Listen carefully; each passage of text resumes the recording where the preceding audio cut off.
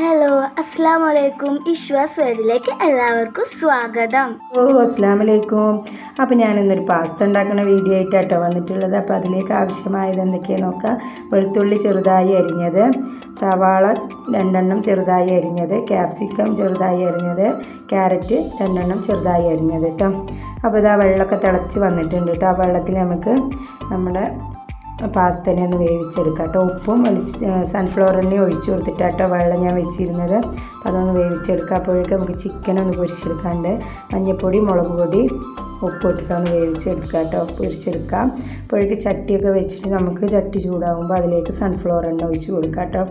അപ്പോൾ ഞാൻ ഈ സൺഫ്ലവർ എണ്ണ ഒഴിച്ച് കൊടുത്ത് ചൂടായപ്പോൾ അതിലേക്ക് കുറച്ച് നമ്മുടെ ചിക്കൻ പൊരിച്ച എണ്ണ കൂടി ഒഴിച്ച് കൊടുത്തിട്ടുണ്ട് കേട്ടോ. അപ്പോൾ അതിലേക്ക് വെളുത്തുള്ളി ഇട്ട് കൊടുത്തിട്ടുണ്ടായിരുന്നു വെച്ച് അത് ഒന്ന് ഇതാകുമ്പോൾ നമുക്ക് അതിലേക്ക് സവാള ഇട്ട് കൊടുത്തിട്ടൊന്ന് നന്നായി വഴറ്റിയെടുക്കാം കേട്ടോ.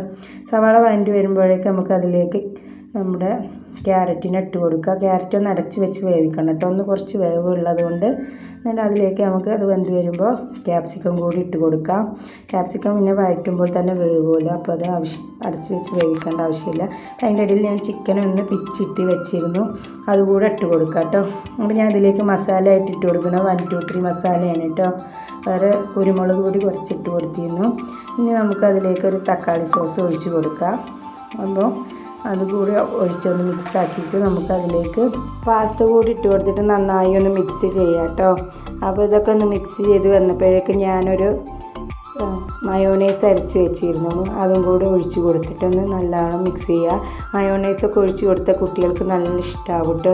കഴിക്കാത്ത മക്കളൊക്കെ അത് മയോണൈസ് ഉണ്ടെങ്കിൽ നന്നായി കഴിക്കും. അപ്പോൾ അവർക്കൊക്കെ നല്ല ഇഷ്ടപ്പെടും. അപ്പോൾ എല്ലാവരും ഇതൊന്ന് വീട്ടിൽ കുട്ടികൾക്കൊക്കെ ഉണ്ടാക്കി കൊടുത്ത് നോക്കുക കേട്ടോ. എൻ്റെ മക്കൾക്കൊക്കെ ഇഷ്ടമായി. അപ്പോൾ എല്ലാവരും ഇതൊന്ന് ട്രൈ ചെയ്യണം. ഇഷ്ടപ്പെട്ടാൽ ലൈക്ക് ചെയ്യുക, ഷെയർ ചെയ്യുക, സബ്സ്ക്രൈബ് ചെയ്യുക. Thank you.